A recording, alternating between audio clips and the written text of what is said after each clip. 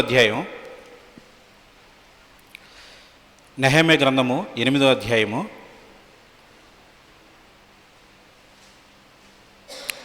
మొదటి వచనం నుంచి నేను చదువుతాను చూడండి. 7వ నెల రాగా ఇశ్రాయేలీయులు తమ పట్టణములలో నివాసులై ఉండిరి. అప్పుడు జనులందరూ ఏక మనస్కులై నీటి గుమ్మం ఎదుటనున్న మైదానానికి వచ్చి యెహోవా ఇశ్రాయేలీయులకు ఆజ్ఞాపించిన మోషే ధర్మశాస్త్ర గ్రంథమును తెమ్మని యజ్రాను శాస్త్రితో చెప్పగా, యాజకుడైన యజ్రా 7వ మాసం మొదటి దినమున చదువుబడిదాన్ని గ్రహింప శక్తిగల స్త్రీ పురుషులు కలిసిన సమాజం అంతటి ఎదుటను ఆ ధర్మశాస్త్ర గ్రంథము తీసుకుని వచ్చి నీటి గుమ్మం ఎదుటనున్న మైదానంలో ఉదయం మొదలుకొని మధ్యాహ్నం వరకు నిల్చున్న ఆ స్త్రీ పురుషులకును తెలివితో వినగలిగిన వారందరికీ చదివి వినిపించుచు వచ్చాను. ఆ జనులందరూ ధర్మశాస్త్ర గ్రంథమును శ్రద్ధతో వినిరి. అంతటా శాస్త్రీయ యజ్రా ఆ పని కొరకు కర్రతో చేయబడిన ఒక పీఠం మీద నిలువబడెను. మరియు అతని దగ్గర కుడిపార్శ్వమందు మత్తిత్య, షెమ, అనయ, ఊరియా, హిల్కియా, మయాషయ అనువారును, అతని ఎడమ పార్శ్వమందు పెదాయ, మిషాయేలు, మల్కీయ, హషుము, హష్పద్దాన, జకరియా, మెషుల్లాము అనువారును నిలిచియుండిరి. అప్పుడు యజ్రా అందరికంటే ఎత్తుగా నిలవబడి ఆ జనులందరూ చూచుండగా గ్రంథము విప్పగానే జనులందరూ నిలువబడిరి.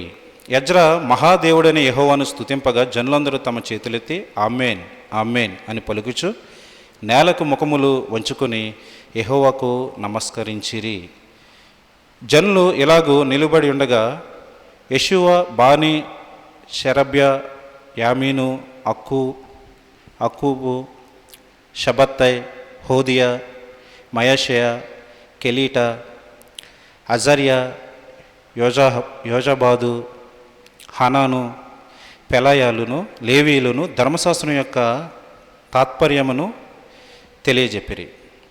ఇటీవలనే వారు దేవుని గ్రంథమును స్పష్టముగా చదివి వినిపించి జనులు బాగుగా గ్రహించినట్లు దానికి అర్థము చెప్పిరి. జనులందరూ ధర్మశాస్త్ర గ్రంథపు మాటలు విని ఏడవ మొదలు పెట్టగా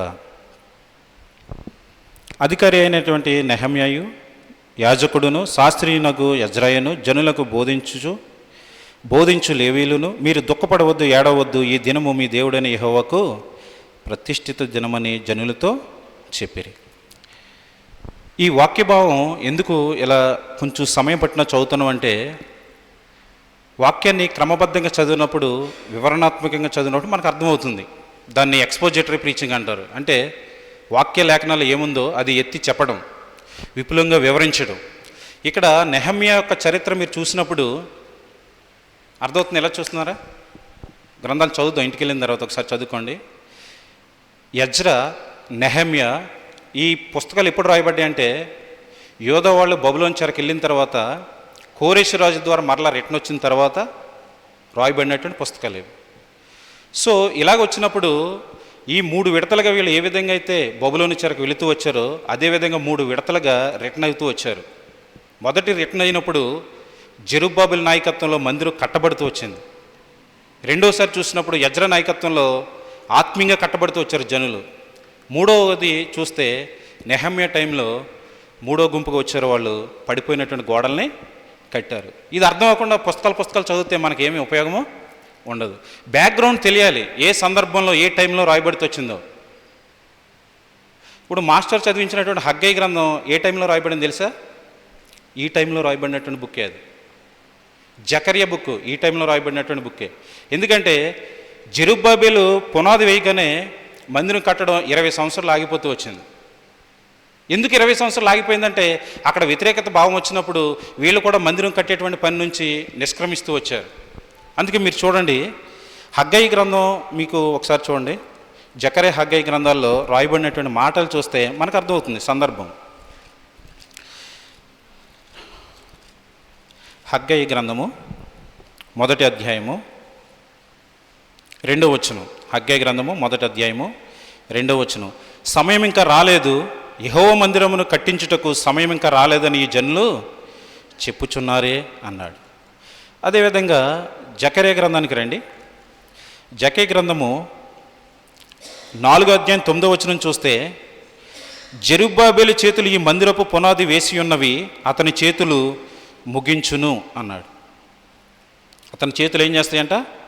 ముగించును అని చెప్పాడు. ఈ గ్రంథాల సందర్భం ఎక్కడదంటే, యజ్రా గ్రంథం చదివేటప్పుడు మందిరం ఆగిపోయినటువంటి 20 సంవత్సరాల టైంలో దేవుడు ఎవరెవరిని పంపాడంటే హగ్గైని, జకర్యాని, ప్రవక్తలను పంపాడు. ఈ ప్రవక్తలు ఏం చేస్తూ వచ్చారంటే, మందిరం పని ఆగిపోయినప్పుడు వీళ్ళని ఎంకరేజ్ చేస్తూ వచ్చారు. ఎలా ఎంకరేజ్ చేశారంటే, ఇదే హగ్గై గ్రంథాన్ని మీరు చూడండి.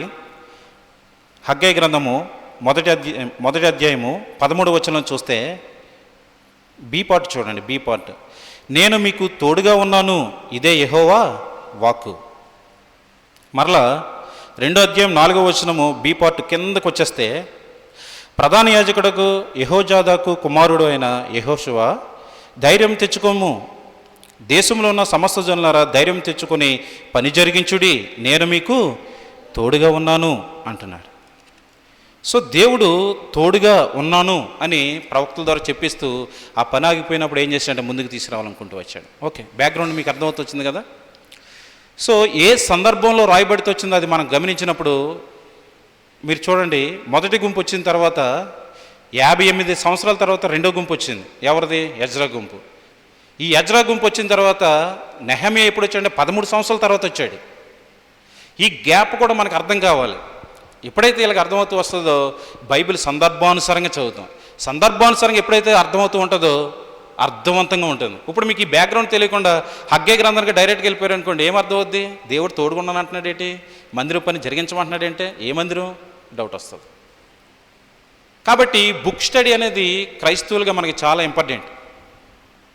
సో ఇక్కడ నేను నెహెమ్యా గ్రంథం 8వ అధ్యాయాన్ని ఎందుకు చూస్తూ ఉన్నానంటే, చరిత్రలో వచ్చినటువంటి గొప్ప రివైవల్ ఏంటంటే, జనులు అక్కడ ఏం చేశారంటే వాక్యాన్ని చదివి వినిపించినప్పుడు అక్కడ ఉన్నటువంటి జనులు, ఈ లేవీలు కావచ్చు, యాజకులు కావచ్చు, యజ్రా లాంటి వాళ్ళు ఆ వాక్యాన్ని బాగుగా దానికి వివరణ ఇచ్చినప్పుడు ఏం చేశారంటే జనులు ఏడవ మొదలుపెట్టారు. అంటే వారు ఏడవడానికి గల కారణం ఏంటంటే, ఎవరో కొట్టారనో, వారికి ఉన్నటువంటి ఇబ్బందులు బట్టో, వాళ్ళకు ఉన్నటువంటి శారీరక శ్రమలు బట్టి కాదు. దేని బట్టి అంటే, అరే దేవుని వాక్యానికి ఇంత అవిధేయత చూపిస్తూ వచ్చామే, దేవుని వాక్యానికి లోబడలేకపోతూ వచ్చామే, దేవుడు ఎంత స్పష్టంగా రాయించాడు కదా, మాకు ఇప్పుడు అర్థమయ్యేటట్లు భావాన్ని చెప్పారు కదా, మా బ్రతుకులు ఎలాగూ లేవు కదా అని చెప్పి వారు పశ్చాత్తాపడుతూ వచ్చారు.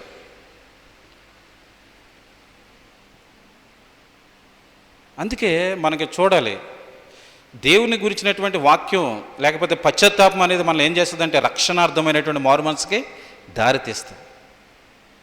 ఈ రక్షణార్థమైనటువంటి మారు మనసు ఎలా వస్తుందంటే, రోమపత్రిక 10వ అధ్యాయం 17వ వచనం బట్టి చూస్తే, కాగా వినుట వల్ల విశ్వాసం కలుగును, విశ్వాసము క్రీస్తు గురించినటువంటి మాటను బట్టి కలుగుతుంది.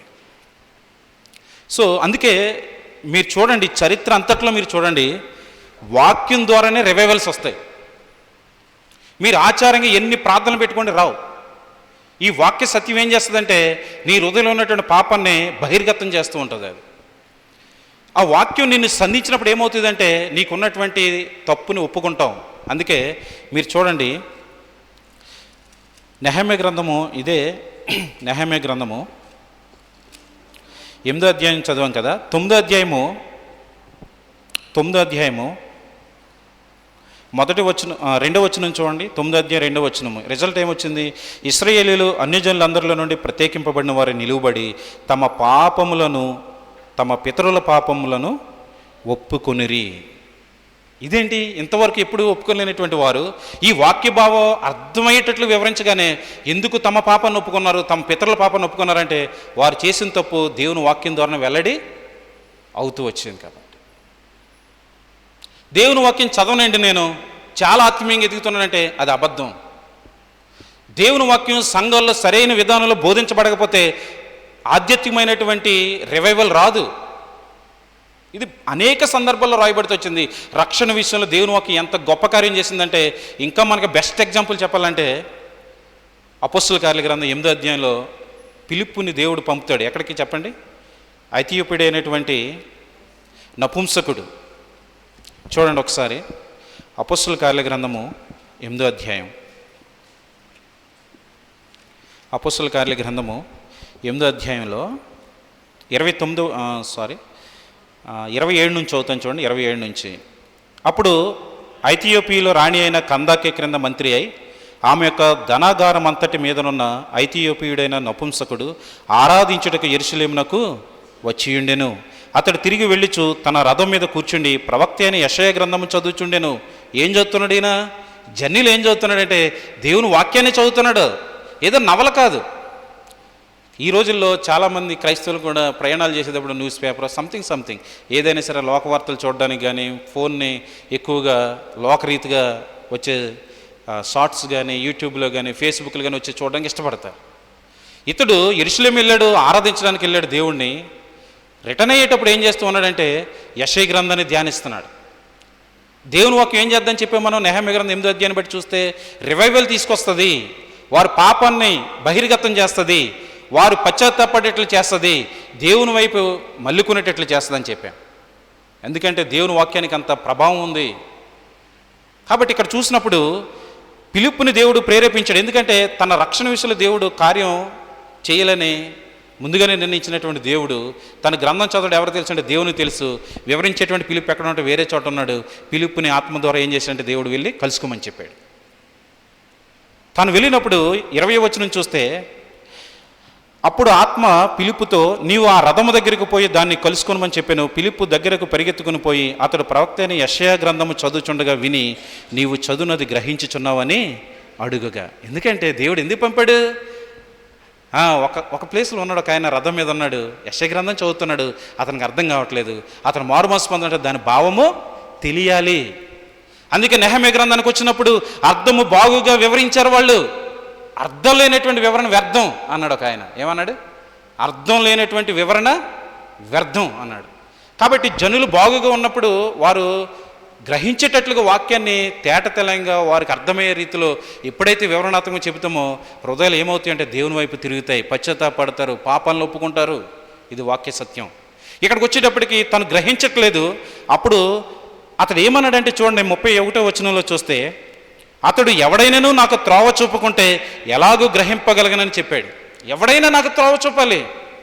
ఇప్పుడు అన్యువల్ టీచర్స్, స్టూడెంట్స్కి డౌట్స్ వస్తాయి మ్యాథ్స్లో, లేకపోతే పలానా సబ్జెక్ట్లో ఫిజిక్స్లో కావచ్చు, కెమిస్ట్రీలో కావచ్చు, అందులో డౌట్ వచ్చిందంటే ఎవరిని అడుగుతారు స్టూడెంట్స్? అర్థం చెప్పగలిగేటువంటి టీచర్ దగ్గరికి వెళ్ళి సార్ ఇది ఎలా వచ్చింది సార్ ఈ స్టెప్ అంటాడు. అంతే.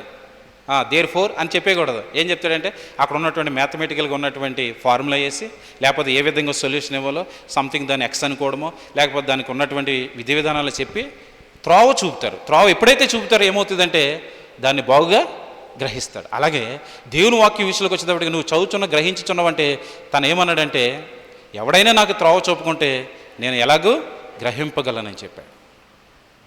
చాలామంది గ్రహింపపోవడానికి గల కారణం ఏంటంటే వివరణాత్మకమైనటువంటి ప్రసంగాలు లేకపోవడం చేతనే. ఈ వివరణాత్మకమైనటువంటి ప్రసంగాలు ఎక్కడి నుంచి వస్తుంటే దేవుని వాక్యాన్ని క్రమానుగుణంగా వాక్యం వెంబడి వాక్యం, వచనం వెంబడి వచనం, అధ్యాయం వెంబడి అధ్యాయం, బుక్ వెంబడి బుక్ చదువుకుంటూ వస్తుంది. ఆటోమేటిక్ వచ్చేదండి. ఎక్కడో ఉన్నటువంటి యూట్యూబ్లో చూసినటువంటి మెసేజ్లు చూసి ఆ రెఫరెన్స్లు ఏం చెప్పాడు రాసుకుంటే అది ఎక్కడి వరకు ఉపయోగపడుతుంది? నీకు అక్కడి వరకు ఉపయోగపడుద్ది. కానీ నీ జీవితానికి ఒక మంచి మారు మనసు కావచ్చు, విశ్వాసంలో కావచ్చు, నువ్వు బలపడి దేవునికి ఒక యోగ్యమైనటువంటి పాత్రగా వాడబడాలంటే దేవుని వాక్యం రాయబడిన సత్యం అంతా నువ్వు గ్రహించాలి. అప్పుడు ఏమని చెప్పాడంటే యేసు ప్రభు గారి గురించినటువంటి వర్తమానాన్ని తను చెప్పినప్పుడు ఎంత రివైవల్ వచ్చిందో చూడండి. 36వ వచనంలో అతడు ఏమని చెప్పాడో చూడండి. వారు త్రోవలో వెళ్ళిచుండగా నీళ్లున్న ఒక చోటికి వచ్చినప్పుడు నపుంసకుడు ఇదిగో నీళ్లు, నాకు బాప్తిస్మం ఇచ్చుటకు ఆటంకమేమని అడిగి రథము నిలుపుమని ఆజ్ఞాపించాను. ఇప్పుడు ఎవరు చెప్పారు చెప్పండి? బాప్తిస్మం తీసుకొని మనం ఎంతమందిని ఫోర్స్ చేస్తున్నాం సంఘాల్లో? మారు మనసు రాకుండానే బాప్తిస్మం తీసుకో, మంచిది బాప్తిస్మం తీసుకోమంటే వాడు ఎందుకు తీసుకుంటాడు? ఒకవేళ తీసుకున్న వాడు 2 వారాలు వస్తాడు, 3వ వారం నుంచి కనపడ్డాడు. అలా ఎంతమంది ఉన్నారో మందిరానికి వచ్చి బ్లాక్ సైడ్ అయిపోయి దేవుని కుమారుడని బడుతూ వచ్చి సాక్ష్యం ఇచ్చి దేవుని మందిరానికి వస్తాను, క్రీస్తు సంఘంలో సభ్యుని అవుతాను, నేను నియామక కూడికలకు వస్తాను అన్నటువంటి వ్యక్తులు తాగుబోతులు అయిపోయారు, తిరిగిబోతులు అయిపోయారు. అది అందరికీ విదితమే. ఎందుకు కారణం ఏంటంటే వారంతట వారిగా కోరుకోలేదు. అది వారంతట వారిగా వాక్యాన్ని విని యేసు ప్రభు ఇంత గొప్పవాడా, నా కోసం త్యాగం చేశాడనేటువంటి గ్రహింపు లేకుండానే ఎవరో ఒత్తిడి, భార్య చేసిందనో, ఒక పాస్టర్ గారు చేశారనో, పక్క వాళ్ళు తీసుకుంటున్నారనో. మనవాళ్ళు ఈ మధ్యన కూడా కొంతమంది బాప్తిస్మం కలిగిస్తున్నారంటే ఇగో నీళ్ళు ఉన్నాయి, ఎవరైనా చెయ్యెత్తుతారా ముంచేద్దాం అంటున్నారు. అంతే తప్ప నువ్వు మారు మనసు పొందిన వాళ్ళు ఎవరైనా ఉన్నారా అని అడగట్లా. రాంగ్ టీచింగ్స్ ఏం చేస్తాయంటే ఉద్రేకభరితం చేస్తాయి. ఈ ఉద్రేకం ఏం చేస్తుందంటే నీకు నిజమైన పశ్చాత్తాపం మారుమనసు రాకుండానే నువ్వు చేయెత్తేటట్లు చేసి నీటిలో మునిగేటట్లు చేస్తుంది. ఎప్పుడైతే నువ్వు మారుమనసు పొందలేదో మరలా పూర్వస్థితికి వెళ్ళిపోతాం వస్తుంది. ఇప్పుడు నేను అడిగే ప్రశ్న ఏంటంటే, ఈ నపుంసకుడు మారుమనసు పొందడానికి గల కారణం ప్రధానంగా ఏంటి చెప్పండి అమ్మా? దేవుని వాక్యం అని చెప్పాలి. యెషయా గ్రంథం చదువుతున్నాడు కాబట్టి నువ్వు చదువుతున్న గ్రహించుచున్నావు అని అడిగాడు. అతడు చదువుతున్నాడు కాబట్టి దేవుడు పిలుపుని పంపాడు. ఆ చదివేటువంటి భాగాన్ని వివరించాడు కాబట్టి అర్థమయ్యేటట్లు మారుమనసు పొందాడు. మారుమనసు పొందాడు కాబట్టి అయ్యో నీళ్ళు నాకు బాప్తిస్మ ఇచ్చడానికి ఆటంకం ఏంటి అన్నాడు. ఇద్దరు దిగారు. బాప్తిస్మ ఎంత టైం పట్టిందండి మారుమనసు పొందడానికి? కారణం ఏంటంటే దేవుని యొక్క వాక్యం బలమైనటువంటిది, శక్తి కలిగినటువంటిది. అదే వాక్యం నెహెమ్యా గ్రంథంలో 8వ అధ్యాయం చూసినప్పుడు ఎజ్రా లేచి వాక్యాన్ని ధర్మశాస్త్రం ఇప్పగానే జనులందరూ ఏం చేస్తారంటే నిలబడ్డారంట. ఉదయం మొదలుకొని మధ్యాహ్నం వరకు ఉన్నారంట. ఆ భావాలు ఒకసారి ఆ భాగాన్ని ఏం చేయాలంటే ఇంటికెళ్ళి మీరు ధ్యానించండి. ఉదయం మొదలుకొని మధ్యాహ్నం వరకు అంటే ఒక రకంగా చెప్పాలంటే ఉదయం 6 నుండి 12 అనుకున్నాం అనుకోండి, 6 గంటలు అనుకోండి. 6 గంటలు నిలబడి మీరు వాక్యం వినగలరా? ఒక అరగంట అయితే చాలు, గడియారం వెంక చూస్తాం, ఏటో కోల్పోతున్న బాధ. మొబైల్ ఫోన్లో గంటల తరబడి చూసిన నో ప్రాబ్లం అంటాం మనం. ఎక్కడికైనా పిచ్చపాటి కబుర్లు చెప్పుకొని 2 గంటలు చెప్పుకొని నో ప్రాబ్లం. కానీ వాక్యం ఒక అరగంట ఎక్కి చెప్పేటప్పటికి కన్నెర చేసి, ఎందుకంటే నీలో దేవుని ఆత్మకు సంబంధించినటువంటి ఆసక్తే లేదు కాబట్టి, దేవుని వాక్యం వింటున్నప్పుడు నీలో రివైవల్ రావట్లేదు కాబట్టి నీకు ఎలా ఉంటుందంటే చెవిటోడి చెవిలో శంఖ ముదినట్టు ఉంటుంది.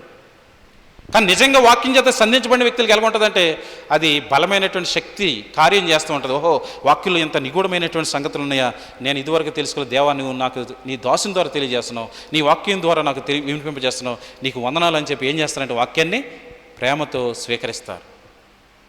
ఇంకా చెప్పాలంటే దేవుని వాక్యంలో దేవుడు వాక్యం గురించి ఇంకా రాయించినటువంటి అతి ప్రాముఖ్యమైన విషయాలు మీరు చూడాలనుకుంటే యెహోషువ గ్రంథం 1వ అధ్యాయానికి వచ్చినప్పుడు దేవుడు చెప్పకనే చెప్పాడు.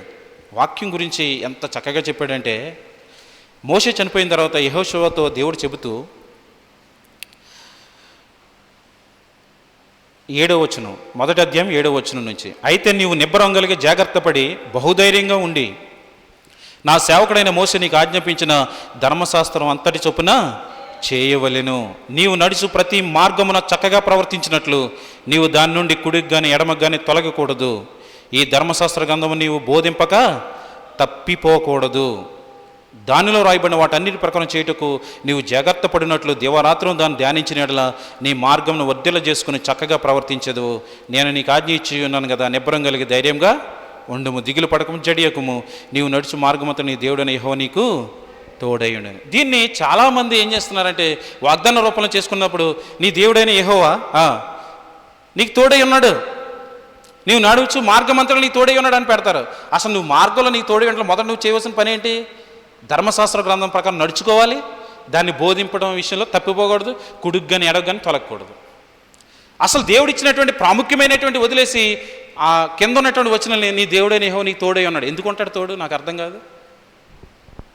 నువ్వు వాక్య ప్రకారం నడుచుకుంటున్నావా? ఆయన చిత్తాన్ని నెరవేరుస్తున్నామా? వాక్యాన్ని బట్టి నీ ప్రవర్తన దిద్దుకున్నావా? లేదు లేదు. తప్పుడు బోధలకు వెళ్ళిపోతున్నాయి. వాగ్దానాలు కూడా చాలా మటుకు ఏమవుతున్నాయి అంటే దేవుడు నిన్ను దీవించుగాక అంటాడు, మందిరానికి రాడు, మారుమనస్సు ఉండదు, పశ్చాత్తాపం ఉండదు, ఉపవాస ప్రార్థనలకు రారు, నియమ కూడికలకు రారు, ప్రార్థన జీవితం ఉండదు, వాక్యం ధ్యానించడం ఉండదు. ఇంటికి వెళ్తే మటు గోడ మీద ఏముంటుంది? దేవుడు నిన్ను దీవిస్తాడు, నన్ను దీవిస్తాడు అంటాడు. నా కుటుంబము యెహోషువ చెప్పినట్టు నేను నా ఇంటి వారు యెహోవానే గోడకి పెట్టుకున్నంత మాత్రం నీకు రక్షణ వచ్చేద్దనే బైబిల్ ఎక్కడ లేదు. వాక్యం ఎక్కడ ఉండాలంటే నీ హృదయంలో ఉండాలి. నువ్వు కుడుగు కానీ ఎడగ కానీ తొలగకూడదంటే అర్థం ఏంటంటే నువ్వు వాక్యాన్ని బట్టి నడుచుకుంటున్నప్పుడు నువ్వు వాక్యం ఏం చేస్తుందంటే నేను తిన్నని మార్గంలో నడిపిస్తుంది. అందుకే కీర్తనకారు 119 కీర్తనలు ఏమని రాశాడంటే 119:9 నుంచి చూస్తే, నీ ఎదుటి నేను పాపం యవనస్తులు దేని చేత తమ నడతను శుద్ధి చేసుకుందరు, నీ వాక్యాన్ని బట్టి దాన్ని జాగ్రత్తగా చూచుకున్నట్టు చేతనే కదా. చూసుకోవడం అంటే కళ్ళతో కాదు. ఎలా చూసుకోవడం? వాక్యాన్ని చదివి ధ్యానించడం, అది హృదయంలో ఉంచుకోవడం, ఆ వాక్య ప్రకారంగా అడుగులు వేయడం. నీ ఎదుట నేను పాపం చేయకున్నట్లు నా హృదయంలో నీ వాక్యం ఉంచుకొని ఉన్నాను అన్నాడు. అంటే పాపం చేయకుండా నిన్ను కట్టడి చేసేది ఏంటంటే దేవుని వాక్యం మాత్రమే. ఎంత గొప్ప సంగతో చూడండి. నువ్వు ఎప్పుడైతే నీ మెమరీ ట్యాంక్లో వాక్యాన్ని ఉంచుకుంటావో, పరిశుద్ధాత్మ దేవుడు ఏం చేస్తాడంటే ఆ వాక్యాన్ని సందర్భానుసారంగా నీకున్న ప్రతికూల అవసరతలో శోధించబడేటప్పుడు ఏం చేస్తాడంటే ఆ వాక్యాన్ని జప్తికి తీసుకొస్తాడు, గుర్తుకి తీసుకొస్తూ ఉంటాడు. దేవుని వాక్యం ఏం చేస్తుందంటే నువ్వు పాపం చేయకుండా ఉంటుంది. 119 కీర్తనలు ఇంకేమంటాడంటే కీర్తనకారుడు, నీ వాక్యము నా పాదాలకి దీపము, నా త్రోవకు వెలుగు అన్నాడు. ఎప్పుడైతే వెలుగు నీతో ఉంటుందో దీపం నీకు కూడా ఉంటుందో, చీకట్లో వెళ్ళినా సరే నువ్వు త్రొట్టుపడవు, గుంటలో పడిపోవు. కారణం ఏంటంటే నీ వాక్యం నా పాదాలకి దీపమును, నా త్రోవకు వెలుగు అన్నాడు.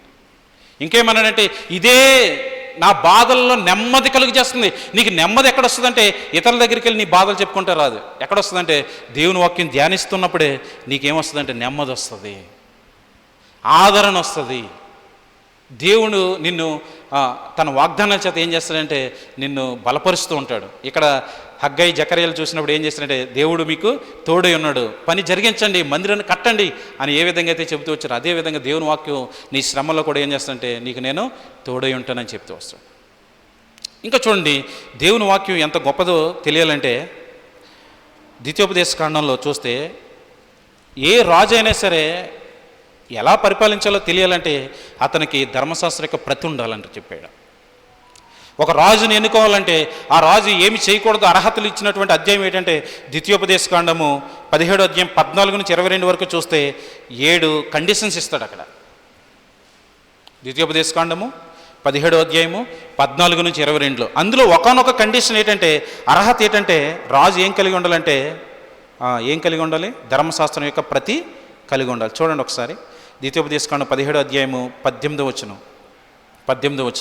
మరియు అతడు రాజ్య సింహాసనమందు ఆసీనుడైన తరువాత లేవీలైన యాజకుల స్వాధీనంలోనున్న గ్రంథమును చూచి ఆ ధర్మశాస్త్రమునకు ఒక ప్రతిని తన కొరకు రాసుకొనవలెను, అది అతని యొద్ద ఉండవలెను.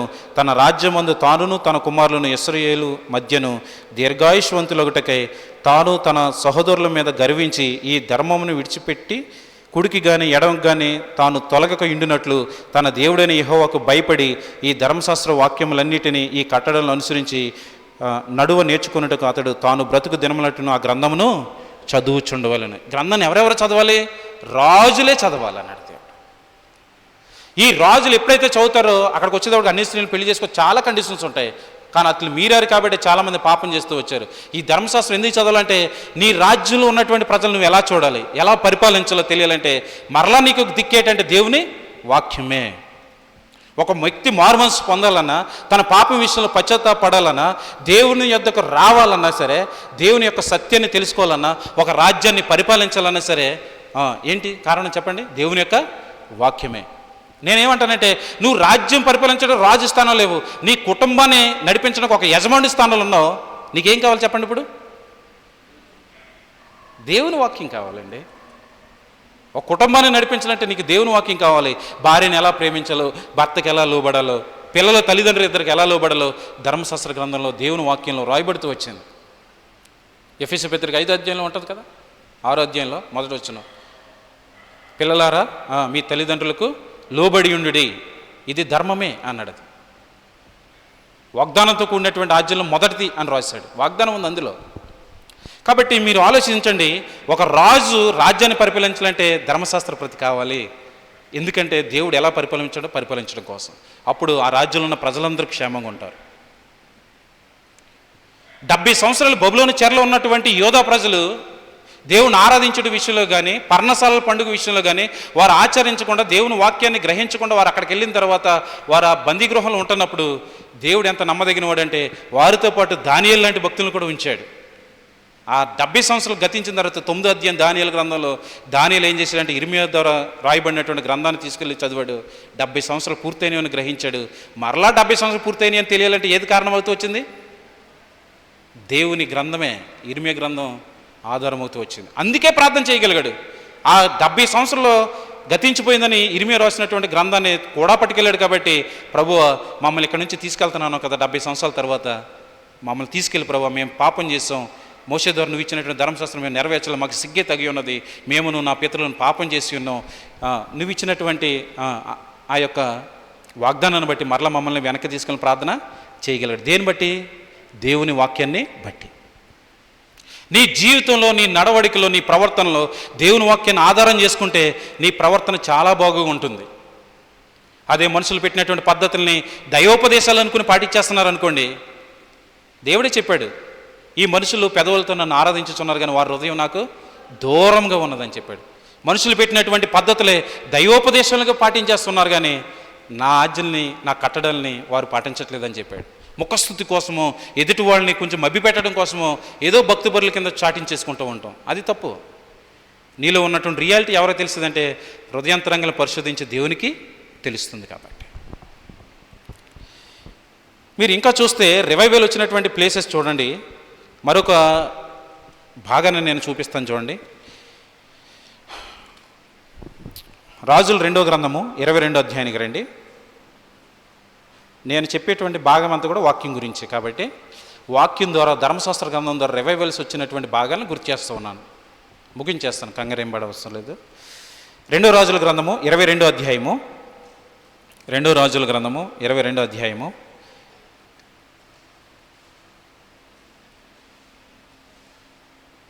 8వ వచనంలో ఏం జరుగుతుందంటే, మందిరమందు ధర్మశాస్త్ర గ్రంథము దొరుకుతుంది. ఈ మందిరమందు దొరికినటువంటి ధర్మశాస్త్ర గ్రంథాన్ని 10వ వచనంలో చూస్తే, యాజకుడైన హిల్కియా నాకు ఒక గ్రంథము అప్పగించినని రాజుతో చెప్పి ఆ గ్రంథమును రాజు సముఖమందు చదివాను. రాజు ధర్మశాస్త్రం గల ఆ గ్రంథపు మాటలు వినినప్పుడు తన బట్టలు చింపుకొనెను. అరే రే రే, రాజు ఏంటి తన బట్టల్ని చింపుకోవడం ఏంటి? ఈ రాజు ఎవరో కాదు, యోషియా అనేటువంటి రాజు. యోషియా రాజు ఎన్ని సంవత్సరాల్లో రాజు అయ్యాడో తెలుసా? 8 సంవత్సరాల వయసులో రాజు అవుతావచ్చు. ఎంత రివైవల్ వచ్చేసిందంటే ఉన్నత స్థలాల్లో ఉన్నటువంటి విగ్రహాలన్నింటినీ పడగొట్టాడు, పొడి చేసేసాడు, చిమ్మేశాడు. అంతే. ఎందుకు ఆ రివైవల్ వచ్చిందంటే దేవుని ధర్మశాస్త్ర గ్రంథాన్ని చదవడం ద్వారా, వారు దేవుని ధర్మశాస్త్రం పాటించకుండా ఉండడం ద్వారా ఆ రాజ్యంలో వెలసినటువంటి ఉన్నత స్థలాల్లో ఉన్నటువంటి విగ్రహాలన్నింటినీ గట్ట చూశాడు. వాటన్నిటిని కూడా పొడి చేసేసాడు, పిప్పిగా చేసి చల్లేసాడు. అంతే. ఎంత గొప్ప రివైవల్ వచ్చేసిందంటే యోషియా కాలంలో. దేని బట్టి వచ్చిందో తెలుసా? మరలా చెప్పండి, దేనివల్ల వచ్చింది? దేవుని వాక్యం ద్వారా మాత్రం వచ్చింది. నపుంసకుడు మారు మనసు దేవుని వాక్యం ద్వారా జరుగుతూ వచ్చింది. నెహెమ్యా టైంలో 70 సంవత్సరాల తర్వాత వెనక్కి వచ్చినటువంటి యోధా ప్రజలు ఎవరైతే ఉంటూ వచ్చారో వీళ్ళందరూ కూడా ఏడవడం కానీ, పశ్చాత్తాపడడం కానీ, మారు మనసు పొందడం కానీ, వారి పాపాలు ఒప్పుకోవడం కానీ, వారి పితరుల పాపం ఒప్పుకోవడం వల్ల దేనివల్ల కలిగిందంటే దేవుని ధర్మశాస్త్రాన్ని చదివి వినిపించినప్పుడు, బాగుగా దాన్ని గ్రహించేటట్లుగా అర్థం చెప్పినప్పుడు పశ్చాత్తాపడుతూ వచ్చారు. అదేవిధంగా రాజు ఒక రాజ్యాన్ని పరిపాలించాలంటే ఒక ధర్మశాస్త్ర ప్రతిని తన కోసం తను రాసుకుని ఉంచుకోవాలి. యెహోషువకి చెప్పాడు, మోషే చనిపోయాడు, నా సేవకుడైన మోషే, నేను నీకు సెలవిస్తున్నాను, ఈ ధర్మశాస్త్రం ఉంది నడుచుకుంటూ కుడుగ్గాని అడుగుని తొలగిపోకు, దేవారాత్రులు దాన్ని ధ్యానించు, అయితే దీన్ని బోధించడం నీవు తప్పిపోకూడదు, నేను నీకు తోడై ఉంటానని చెప్పాడు. ధైర్యం తెచ్చుకొని చెప్పాడు. నువ్వు అడిగిపెట్టి ప్రతి స్థలం నీకు ఇస్తానని చెప్పాడు. ఊరకని ఇచ్చాడు దేవుడు. దేని బట్టి ఇస్తానంటే ఆయన యొక్క ఆజ్ఞలను బట్టి, ఆయన కట్టడాలను బట్టి, ఆయన వాక్యాన్ని బట్టి మన అడుగులు స్థిరపడినప్పుడు దేవుడు గొప్ప రివైవల్ వస్తాడు. అందుకే దేవుని వాక్యం ఎలా వచ్చింది అన్నప్పుడు మనం ఏదో అన్నిల వలె దేవుని వాక్యంలో తప్పులు ఉన్నాయని కానీ ఏదో చంచలం అయిపోకూడదు. యేసు ప్రభు దేవుడిని ఎక్కడని చెప్పుకోనంటే భయపడిపోకూడదు. ధర్మశాస్త్ర ప్రకారం సున్నతి పొందమన్నారు, మీరు ఇప్పుడు ఎవరు సున్నతి పొందట్లేదంటే భయపడిపోకూడదు. అరే విశ్రాంతి దినం శనివారం కదా అని చెప్పి యెహోవా సాక్షులు లాంటి వాళ్ళు వచ్చి ఆ సబ్బాతును ఆచరించాలని చెప్పినప్పుడు మీరు భయపడకూడదు. 7th డే వచ్చినప్పుడు వాక్యాన్ని మీ చేతులు ఉంది కాబట్టి వివరణలోకి వెళ్ళాలి. అసలు ఎందుకు ఇలా రాయబడుతూ వచ్చింది, నువ్వు ఏం చెప్తున్నావు, వాక్యాలు ఉందో లేదని చెప్పి బెరయ సంఘస్థులకు వివరిస్తూ రావాలి. పౌలు శీల చెప్పిన వాక్యం అలాగ ఉందో లేదని ఎవరు చూశారు? బెరయ సంఘస్థులు చూస్తూ వచ్చారు. అందుకే వారు తెస్సలోనికలో ఉన్నటువంటి వారికంటే గనులై ఉన్నారని రాశాడు. ఎందుకంటే తెస్సలోనిక పట్టణం చాలా టాప్లో ఉంది. ఎందుకు? 3 విశ్రాంతి దినాలు విన్నటువంటి పట్టణం. వారు ప్రభు వాక్యాన్ని విన్నారు, అది నిజముగా దేవుని వాక్యమని అంగీకరిస్తూ వచ్చారు. వారు మానవలసిన కారణం ఏంటంటే దేవుని వాక్యమే. మరలా చెప్తున్నాను, వారు మమ్మును ప్రభును పోలు నడుచుకున్నారని మొదటి అధ్యాయంలో పౌలు గారు చెప్తూ వచ్చాడు. వారు అలా నడుచుకున్నారు కాబట్టి మాసిదోనియాలోను అకలియా ఉన్నటువంటి సంఘాలకు వాళ్ళు మాదిరి అయిపోతూ వచ్చారు. వాళ్ళు అక్కడ మాత్రమే కాదు, ప్రతి స్థలమందును వారు సువార్తను మ్రోగించారని రాయబడుతూ వచ్చింది దేవుని వాక్యంలో. కారణం ఏంటంటే ఎంత గొప్పగా ఒక 3 విశ్రాంతి దినాల్లో లేదా ఒక నెల దినాల్లో కట్టబడినటువంటి సంఘం, ఒక గొప్ప ఉపద్రవం మంది కట్టబడినటువంటి సంఘం ఎందుకు నిలబడుతూ వచ్చిందంటే దేవుని వాక్యాన్ని అంగీకరించడం చేత గొప్ప రివైవల్ వచ్చేస్తూ వచ్చింది. అయితే బెరయలో ఉన్నటువంటి విశ్వాసులు వీరికంటే ఎందుకు గనులై ఉన్నారంటే పౌలు శీల చెప్పిన ఒక అలా ఉందో లేదో ప్రతిదినం చూస్తున్నారంట. ఎలా ఉందా లేదా? పౌలు చెప్పే వాక్యాన్ని చూస్తున్నారంట. మరి నేటి దినాల్లో ఉన్న తప్పుడు బోధకులు చెప్పేటువంటి వాక్యాన్ని ఎంత జాగ్రత్తగా ఉంటున్నా మనకే తెలియదు. బైబిల్ చేతిలో ఉంటుంది, రెఫరెన్స్ చెప్తే తీయలేనటువంటి పరిస్థితి, బైబిల్ తిరగలేనటువంటి పరిస్థితి, ఏ పుస్తకం ఎక్కడ ఉందో తెలియదు. కొంతమంది సేవకులు పేజ్ నెంబర్ చెప్పవలసినటువంటి పరిస్థితి. కారణం ఏంటి? అంత అండర్ ఎస్టిమేట్ చేస్తారని అర్థం సిగ్గు తెచ్చుకోవాలి. ఎందుకు బుక్ పేజ్ నెంబర్ చెప్తున్నారంటే చెప్పకపోతే వీళ్ళు తీయలేరు, నా ప్రసంగానికి ఇవ్వబడిన సమయం వీళ్ళే తినేసి ఇలాగ ఉన్నారా నాయన అనుకుని చెప్తారు. నాలంటి వాళ్ళు ఏం చేస్తారంటే మిమ్మల్ని కూడా చదవనేమో, ఎందుకంటే మీరు ఊ అన్న తర్వాత మళ్ళీ నేను ఊ అని టైం వేస్ట్ చేయకూడదని చెప్పి. కాబట్టి దేవుని వాక్యంలో గొప్ప శక్తి ఉంది. ఈ వాక్యం ఎలా రాయబడిందని దేవుని వాక్యంలో రాయబడి ఉందంటే, పేతురు రాసినటువంటి 2వ పత్రిక దేవుని వాక్యం అసలు ఎలా రాయబడింది అనేటువంటి మాట. ఎందుకంటే నా ఆత్మీయ జీవితాన్ని కట్టినటువంటి వచ్చిన భావాలు ఇవన్నీ కూడా. పేతురు రాసినటువంటి 2వ పత్రిక 1వ అధ్యాయం 21వ వచనం చూస్తే, 1వ అధ్యాయము 21వ వచనం, ఏలయనగా ప్రవచనం ఎప్పుడూ మనుషుని ఇచ్చనబట్టు కలుగలేదు, కానీ మనుషులు పరిశుద్ధాత్మ వలన ప్రేరేపింపబడిన వారే దేవుని మూలంగా పలికిరి. పరిశుద్ధాత్మ ప్రేరణ ద్వారా కలుగుతూ వచ్చినటువంటి ఇది మనుషుని ఇచ్చను బట్టి, కోరికను బట్టి కలగలే. ఎవరో ఎక్కడో ఉండి రాసేయలేదు. ఇంచుమించు 1500 సంవత్సరాల్లో 40 మంది ప్రవక్తల చేత, దేవుని సేవకుల చేత డిఫరెంట్ టైమ్స్లో, ఇందులో గొర్రెల కాపర్లు కూడా ఉన్నారు, ఇందులో చేపలు పట్టుకునే వాళ్ళు కూడా ఉన్నారు, విద్య లేని పామర్లను రాయబడుతూ వచ్చింది వారి గురించి అందరూ ఉన్నారు. విద్య నెరిగినటువంటి పౌలు లాంటి వాళ్ళు కూడా ఉంటూ వచ్చారు. అందరిని దేవుడు వాడుకున్నాడు, కంటెంట్ మారలేదు. అందుకే దేవుని వాక్యం 66 పుస్తకాల్లో విరుద్ధత అనేది ఉండదు, గుర్తుపెట్టుకోవాలి. ఒక వచనానికి ఇంకో వచనం విరుద్ధత ఉండదు. ఒకవేళ అర్థం కాకపోతే ప్రభువా నాకు అర్థం చేసుకునే జ్ఞానం ఇమ్మని చదవాలి. ఈ దేవుని వాక్యంలో లోపరహితమైనటువంటిది దేవుని వాక్యం. చాలామంది అంటారు బైబిల్లో తప్పులు ఉన్నాయండి. వారికి బైబిల్ అంటే తెలియక అంటున్నారు ఆ మాటలు. బైబిల్లో తప్పులు ఉండడం ఏంటి? ఆకాశం భూమి గతించిపోయిన నా మాటలు గతించవని చెప్పాడు ఆయన. ఒక పొల్లైనా సున్నైనా తప్పుపోదని చెప్పాడు. దేవుని వాక్యం సత్యమైనది. అందుకే చూడండి, యోహాను సువార్త 17వ అధ్యాయం 17వ వచనం చూస్తే, సత్యమందు వారిని ప్రతిష్ఠ చేయమని నీ వాక్యమే సత్యం. నీ వాక్యం సత్యమైనది, సత్యమందు వారిని ప్రతిష్ఠ చేయము, నీ వాక్యం సత్యమని యోహాను రాసినటువంటి సువార్తలో 17వ అధ్యాయంలో యేసుప్రభు వారు హై ప్రీస్ట్లీ ప్రేయర్ అంటారు దాన్ని. ప్రార్థన చేసినప్పుడు, తండ్రితో ప్రార్థన చేసినప్పుడు, నీ వాక్యమందు వారిని ప్రతిష్ఠ చేయము, నీ వాక్యము సత్యం. వాక్యమై ఉన్నటువంటి దేవుడు తన వాక్యాన్ని దేవుడు పరిశుద్ధాత్మ ప్రేరణతో రాయించాడు. కాబట్టి ఇది లోపం లేనటువంటిది, ఇది విరుద్ధత లేనటువంటిది. ఇంకా చూడండి, తిమోతికి రాసినటువంటి 2వ పత్రిక 3వ అధ్యాయం 16వ వచనంలో దేవుని వాక్యం గురించి ఏమని రాయబడి ఉందో చూడండి. తిమోతికి రాసినటువంటి 2వ పత్రిక 3వ అధ్యాయము 16వ వచనం, దైవజనుడు సన్నద్ధుడై ప్రతి సత్కార్యమునకు పూర్ణంగా సిద్ధపడి ఉండినట్లు దైవావేశం వల్ల కలిగిన ప్రతి లేఖనము ఉపదేశించుటకును, ఖండించుటకును, తప్పుదిద్దుటకును, నీతి యందు శిక్ష చేయుటకును ప్రయోజనకరమై ఉన్నది. సంఘాల్లో ఇది లేదు. ఇప్పుడు వాక్యం ఏదైనా ఖండిస్తుంటే మందిరానికి రావట్లే జనాలు. యాక్చువల్గా మనం చూసిన లేఖన భాగాలన్నింటిని బట్టి చూస్తే, నెహమ్యా టైంలో చూసినప్పుడు, ఎజ్రా గట్ట చదివినప్పుడు, ఆ లేవీలు వాక్యభావాన్ని వివరించినప్పుడు పశ్చాత్తాపడ్డారు, ఏడ్చారు, వారు పాపాలు ఒప్పుకొని దేవునికి ఇంకా దగ్గర అయ్యారు వాళ్ళు. ఇటు చూసేటప్పుడు నపుంసకుడు అపుస్తకాలు 8వ అధ్యాయంలో చూసినప్పటికీ, ఎవడైనా నాకు త్రోవ చూపుకుంటే నేను ఎలా గ్రహిస్తానని చెప్పి త్రోవ చూపినప్పుడు ఏం చేశాడంటే, అయ్యో నీళ్లు బాప్తిస్మం ఇచ్చడానికి నాకు ఆటంకం ఏంటని చెప్పి దేవుని యొద్దకు వచ్చేసాడు, దగ్గరికి వచ్చాడు, ప్రభుని అంగీకరించాడు, సంఘంలో చేర్చబడుతూ వచ్చాడు. ఇప్పుడున్నటువంటి జనులు ఎలా తయారయ్యారంటే, దేవుని వాక్యంలో నుంచి పాపాన్ని ఎత్తి చెప్తుంటే ఏం చేస్తున్నారంటే, వీళ్ళు ఎప్పుడు మా గురించే మాట్లాడతారు, నా గురించే చెప్పాడు, మరి నీ గురించి చెప్తే ఎందుకు మారు మనసు పొందలే, నీ గురించి చెప్తే ఎందుకు పశ్చాత్తాపడలే, నీ గురించి చెప్తే ఎందుకు బాప్తిసం తీసుకోలేదు, నీ గురించే చెబితే ఎందుకు దేవుని సంఘంలో చేర్చబడలేదు, నీ గురించే చెప్తే ఎందుకు శ్రేష్టమైన జీవితాన్ని జీవించట్లేదంటే కారణం ఏంటంటే పాప స్వభావం. పాపం పాపం పాపం. అరే, రాజులు సైతం ధర్మశాస్త్ర గ్రంథం చదవగానే యోషువ లాంటి బట్టలు చింపేసుకున్నాడే, నీకు ఎప్పుడైనా అంత పశ్చాత్తాపం వచ్చిందా? నేను దేవుని వాక్యాన్ని ధ్యానించట్లేదు, దేవుని వాక్యానుసారంగా నడుచుకోవట్లేదు, నీకు ఎప్పుడైనా బాధ కలుగుతుందా?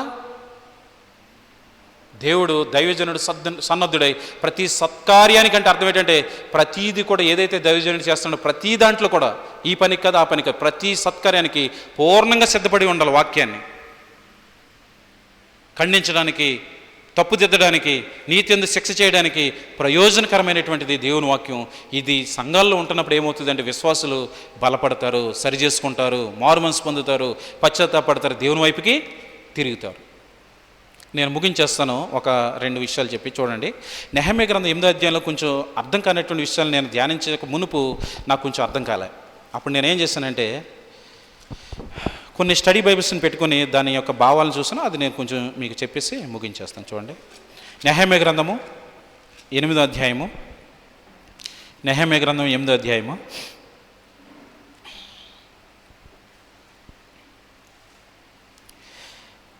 7వ వచనం ఎండింగ్ భాగంలో చూస్తే, 7వ వచనం ఎండింగ్ భాగంలో లేవీయులను ధర్మశాస్త్రం యొక్క తాత్పర్యము చెప్పిరి. లేవీయులు ధర్మశాస్త్రం యొక్క తాత్పర్యాన్ని ఎందుకు చెప్పారు అని నేను ఆలోచించినప్పుడు దేవుని వాక్యంలోనే దేవుడు చాలా స్పష్టంగా రాయించాడు. చూడండి, ద్వితీయోపదేశకాండము 33వ అధ్యాయము, ద్వితీయోపదేశకాండం 33వ అధ్యాయం.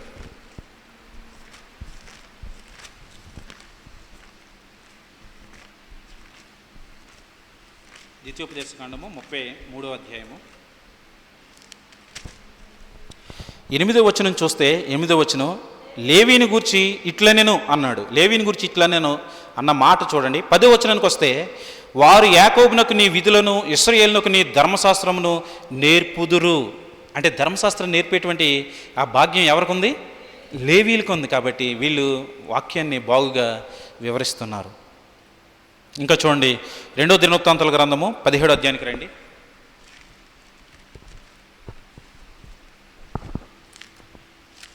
2వ దినవృత్తాంతాల గ్రంథము 17వ అధ్యాయం.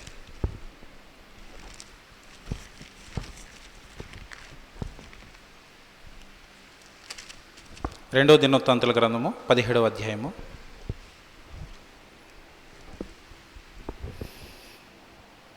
7వ వచనం చూడండి.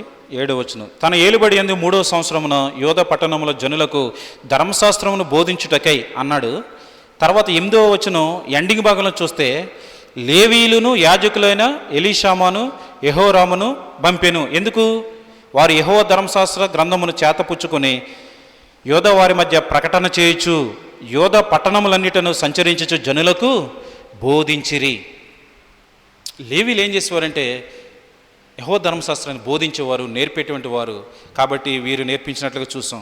నాకు ఇదే అధ్యాయంలో ఇంకా కొంచెం క్లారిటీ లేనటువంటి వచనాన్ని నేను చూసినప్పుడు, వీరు దుఃఖపడతారు. వాక్యాన్ని బట్టి ఏం చేస్తారంటే ఏడ్చినప్పుడు వీళ్ళు ఏమన్నారు చూడండి. 8వ వచనము 9వ వచనం చూడండి. నెహెమ్యా గ్రంథము 8వ అధ్యాయము 9వ వచనం, జనులందరూ ధర్మశాస్త్ర గ్రంథపు మాటలు విని ఏడవ మొదలుపెట్టగా అధికారి అయిన నెహెమ్యాయు యాజకుడును శాస్త్రునకు యజ్రాయును జనులకు బోధించు లేవీలను, మీరు దుఃఖపడవద్దు, ఏడవద్దు, ఈ దినము మీ దేవుడని యెహోవాకు ప్రతిష్ఠిత దినమని జనులతో చెప్పాను. నేనేమనుకున్నానంటే వాక్యాన్ని ప్రకటించినప్పుడు వారు పశ్చాత్తాపడి ఏడ్చినప్పుడు ఎవరన్నా పశ్చాత్తాపడద్దు నువ్వు ఏడవద్దు అంటారా? కొంచెం కాంట్రాడిక్టరీగా అనిపిస్తుంది, మనకి కాంట్రాస్ట్గా అనిపిస్తుంది, అంటే విరుద్ధంగా అనిపిస్తూ ఉంటుంది. కానీ దీని బ్యాక్గ్రౌండ్ ఏంటి, ఎందుకు అనుకున్నారని నేను మరలా స్టడీ బైబిల్స్ చూసినప్పుడు చూడండి ఒకసారి. ద్వితీయోపదేశకాండం 16వ అధ్యాయంలో చూస్తే,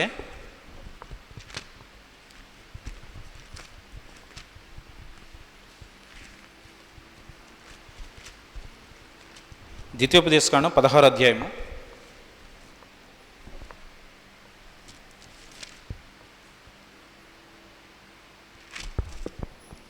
13 నుంచి 17 వచనాలు. 13 నుంచి 17 వచనాలు.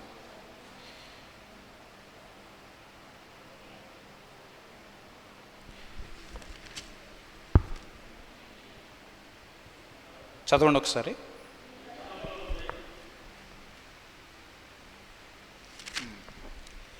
నీ కళ్ళంలో నుండి ధాన్యమును, నీ తొట్టెలో నుండి రసమును సమకూర్చున్నప్పుడు పర్ణశాలల పండుగను 7 దినములు ఆచరింపవలెను.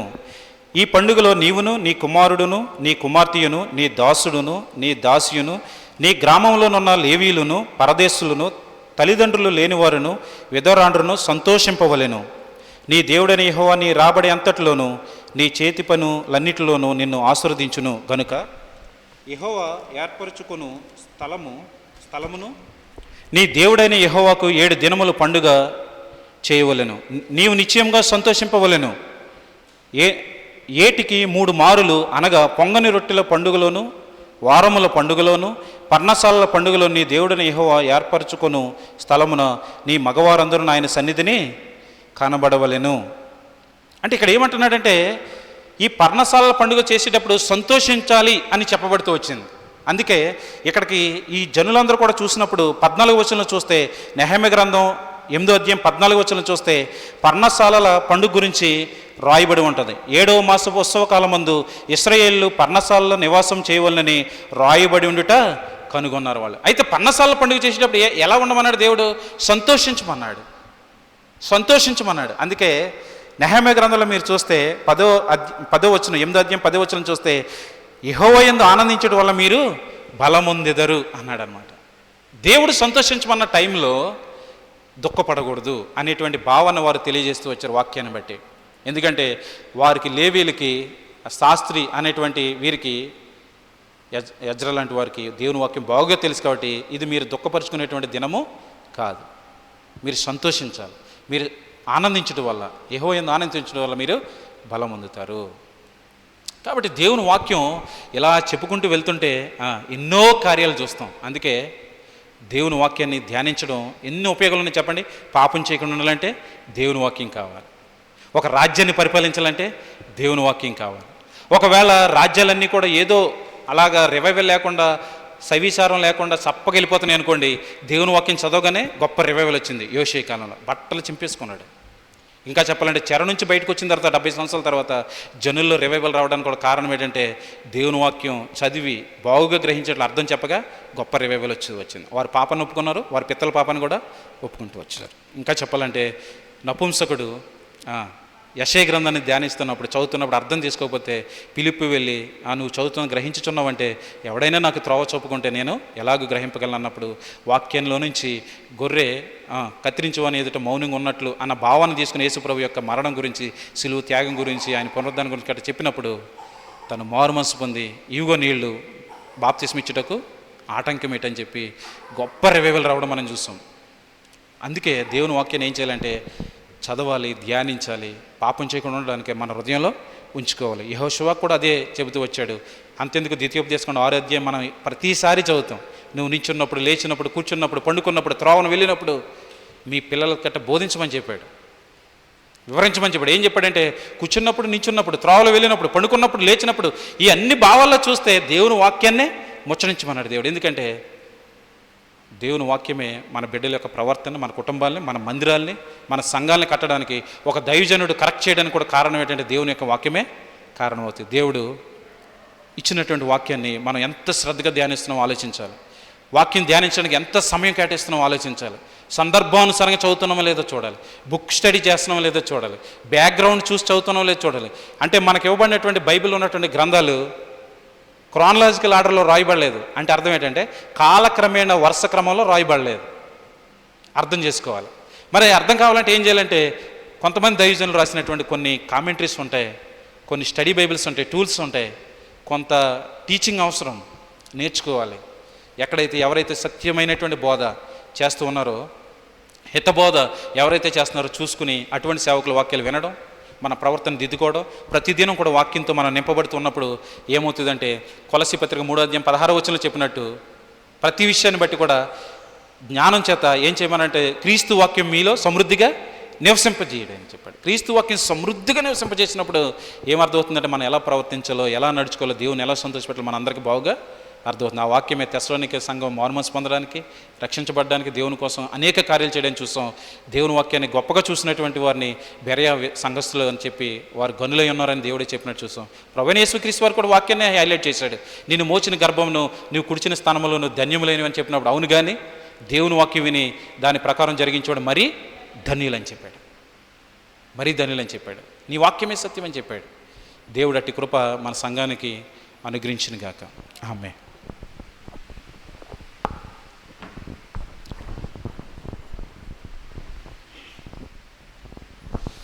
ప్రార్థన చేసుకుందాం. ప్రతి ఒక్కరు మోకరించండి. మరి దేవుని వాక్యాన్ని ధ్యానించడం వల్ల ఎన్నో ప్రయోజనాలు ఉన్నాయో మరి ఇంతవరకు మనం విన్నాం. మరి అటు విధంగా కూడా నిత్యము కూడా మనం ఆయనకు పరిశుద్ధ గ్రంథాన్ని ధ్యానించుకుంటూ అనేకమైన మర్మాలు తెలుసుకుంటూ దేవునికి మనం దగ్గరగా ఆయన సహవాసంలో మనం జీవించే వారుగా ఉండాలని మరి మాటలను బట్టి మనం తెలుసుకునే వారుగా ఉండాలి. ప్రార్థన చేసుకుందాం. మన సమయం చాలా అయింది కనుక చిన్న ప్రార్థన. పరిశుద్ధుడ, అత్యంత ప్రేమ కనికరం గల మా ప్రియ పరలోకపు తండ్రి, మీ ఘనమైన ఉన్నతమైన గొప్ప నామాన్ని బట్టి మీకే వందనములు స్తోత్రాలు చెల్లిస్తున్నాం తండ్రి. ఇవి నాయన ఈ యొక్క రాత్రికాల సమయంలో ప్రభా, నేను ఇటే రీతిగా ప్రభా మీ సన్నిధిలో చేరి పాటల ద్వారాగా వాక్య ధ్యానం ద్వారా తండ్రి మీ నామాన్ని బట్టి స్తుతించి కనపరచడానికి ప్రభా మీరు మాకు ఇచ్చిన ఈ గొప్ప సమయాన్ని బట్టి మీ స్తోత్రాలు చెల్లిస్తున్నాం. ఇదిగో నాయన మరి ఎన్నో విషయాలు ప్రభా మీరు మాకు బయలుపరిచారు.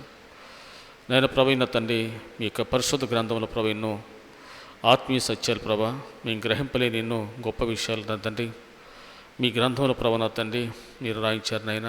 ఇదిగో నా తండ్రి వాటిని ప్రభు మేము ఏ విధంగా ప్రభా మేము అనుసరిస్తున్నామో, ఎంతవరకునైనా వాటిని మేము ధ్యానించి వాటిలో ఉన్న మర్మాన్ని తెలుసుకుంటున్నాము నా తండ్రి.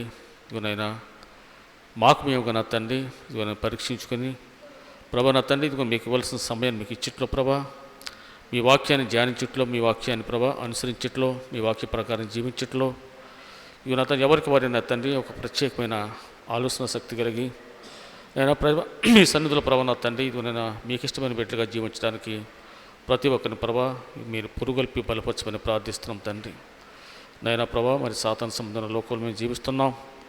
నేను అనేక రకాలుగా ప్రభా మరి దుష్టుడు ప్రభా మమ్మల్ని మన బలహీనపరుచులుగా తండ్రి ప్రతి విధమైన ప్రభా దుష్ట కార్యాల నుంచి ప్రభా మేము విడుదల పొందినైనా మీ యొక్క సత్య మార్గంలో నేను మీ యొక్క ఉన్నతమైన ప్రభా మరి గొప్ప నైనా సహవాసము ప్రభా తండ్రి నేను బలమైన పాత్రగా ప్రభా ఇవి నేను మీ కొరకు జీవించే బిడ్డలుగా మమ్మల్ని అందరినీ బలపరచమని ప్రార్థిస్తున్నాం తండ్రి.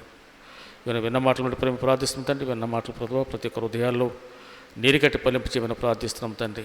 ఇక నైనా నిత్యమున్న తండ్రి మీ వాక్యంలో ఆనందిస్తున్న తండ్రి నేను పరవశిస్తున్న తండ్రి నేను మా యొక్క శాశ్వత జీవితాన్ని ప్రభా మాకు అనుగ్రహిస్తున్న మీ యొక్క పరలోక ఆనందాన్ని పొందుకునే మార్గంలో మేము ప్రభా మరి నడుచుకోవడానికి ప్రభా అన్ని విషయాలు అన్ని విధాల ప్రభా మీ యొక్క సన్నిధి మీ సహకారం మీ యొక్క సహాయం మాకు తోడు నడిపించమని ప్రార్థిస్తున్నాం తండ్రి. నేను రాత్రికాల సమయంలో ప్రభా సంఘాన్ని ప్రార్థిస్తున్నాం. నేను ఈ యొక్క సన్నిధి సహవాసన ప్రభా మీరు నేను మరి జ్ఞాపకం చేసుకోండి ప్రభా. సంఘంలో ఇదిగో నేను సంఘంలో ఉన్న ప్రతి ఒక్క కుటుంబాన్ని మీరు జ్ఞాపకం చేసుకోండి తండ్రి. ఇదిగో నేను వారికి ఉన్న ప్రతి విధమైన అవసరాలన్నింటినీ సహాయం దయచేయండి.